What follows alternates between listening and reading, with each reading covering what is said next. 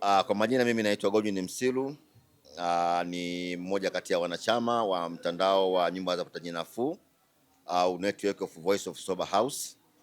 Sisi tuko hapa leo ni kwa ajili ya hii conference ambayo inafanyika kwa ajili ya vijana kwa upande wa East Africa, lakini tuko na hili banda la mtandao.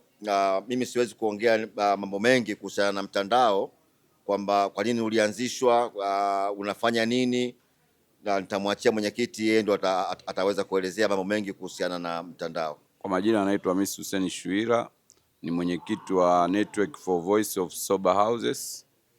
Tukiongelea Network for Voice of Sober House, tunamaanisha kuwa sauti ya wamiliki wa sober houses, na hii tulianzisha baada ya kuwa hatukuwa na sapoti, tulikuwa tusikilizwi, tulikuwa tunapata changamoto tofauti, tunakosa msaada.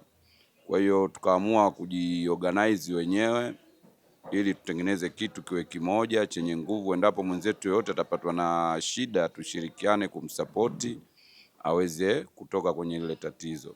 Na kazi yetu kubwa ni kusaidia wale watu ambao wana shida ya dawa za kulevya, kwa mfano kama pombe, bangi, heroin, cocaine, mirungi, ugoro na madawa mengineyo. Maana kiujumla yapo madawa mengi.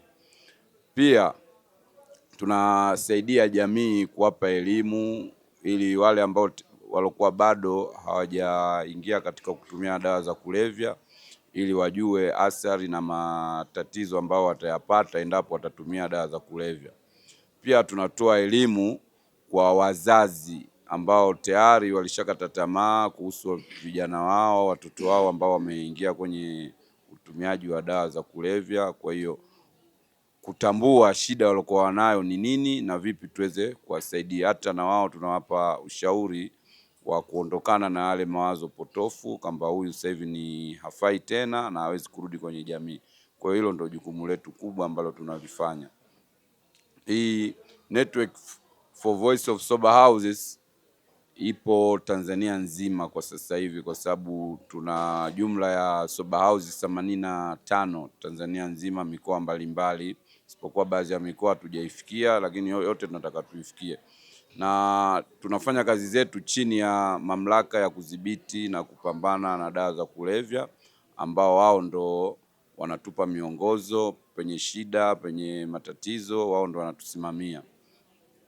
Na shukurani zetu kubwa tunazipeleka kwao DCA, kwa sababu hata hii leo kuwepo hapa ni kwa ajili yao. Hichi kitu walichokifanya ni kitu kimoja kikubwa, kwa sababu kimetukutanisha takriban nchi kama 7 hivi. Tumekutana, tunapeana uzoefu tofauti, kile ambacho wanachokifanya wao na kile ambacho tunachokifanya sisi Tanzania. Kwa hiyo tumepata mwamko mkubwa kujua sisi tumekosea wapi turekebishe, hata wao wapate kujua wapi walikosea warekebishe. Kwa hiyo kwa upande wetu sisi, nimeona sisi tumefanya vizuri zaidi Tanzania, kwa sababu tuna kinga, tunadhibiti, pia tunatibu kwa asilimia kubwa. Kwa hiyo tuna watu wengi ambao walitumia lakini sasa hivi wameacha na wanaendelea kuishi katika maisha ya kawaida. Wengine wamerudi shule, wengine wamerudi makazini, watu wamerudi katika jamii na wamekuwa wana faida na imekuwa ni kama ndo ujumbe mkubwa ambao unasaidia hata wale ambao bado wanaendelea kutumia, wakiwaona wale ambao sasa hivi wanaendelea vizuri, nao wanapata hamasa, wanakuja kwenye vituo vyetu, wanaendelea nao kupata huduma, wanarudi katika jamii, wanakuwa safi.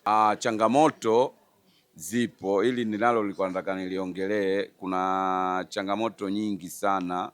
Cha kwanza, hii unyanyapaa, stigma. Bado jamii hazijakuwa na uelewa zaidi kuhusu hili tatizo, na wakati mwingine hata sisi tunaofanya hizi shughuli za kuwasupport wenzetu ili kuacha kutumia, bado kuna watu wana stigma, yani kama vile wanatunyanyapaa, wanaona kile tunachokifanya hakipo sahihi.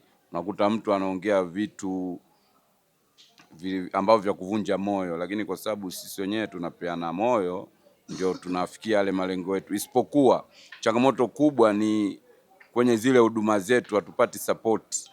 Hatuna misaada, hatuna kitu chochote, tunatumia nguvu zetu. Wakati mwingine unatumia mtu hela yako kutoka mfukoni, kwa hiyo tunajitoa zaidi. Kwa hiyo tulikuwa tunaomba kama kuna support yoyote kwa mtu yoyote ambaye anahisi hili jambo linamgusa, basi sisi tuko tayari kushirikiana naye kivyovyote vile, na hichi ndicho kitu ambacho kinatusumbua kwa sasa hivi.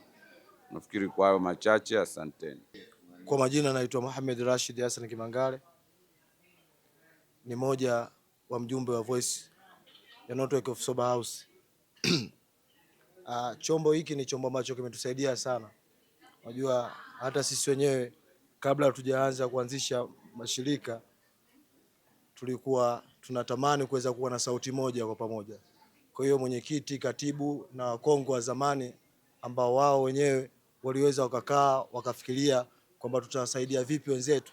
Kwa hiyo tukaja na sauti moja ambayo inaweza kutusaidia. Kwa hiyo tunashukuru sana, mpaka leo hii tunaona mafanikio ambacho chombo hiki cha Voice of Sober House kinavyofanya utendaji wake wa kazi, kinavyoweza kutupeleka sehemu moja na kutupeleka sehemu nyingine. Kwa hiyo tunashukuru sana kwa hilo na tunawapongeza mwenyekiti, katibu, wajumbe na wale watu wote ambao kuna kamati nyingine zimetengenezwa ambazo hivyo ni vyombo vinaweza kutusaidia sisi kuweza kuwa kitu kimoja. Asanteni sana. Mi kwa majina naitwa Rainsford Nsajigwa Mwandemele, ni mjumbe katika Network of Voice of Sober House, na kikubwa mimi ningependa tu kusema shukrani kwa viongozi wetu na serikali endelee kutushika mkono, DCA mamlaka kuweza kutuongoza kwa namna moja au nyingine. Hilo tu. Mimi naitwa Elijah Mwanga kutoka MRC Tanzania, na mimi pia ni mjumbe wa Network Voice of Sober House au mwanachama.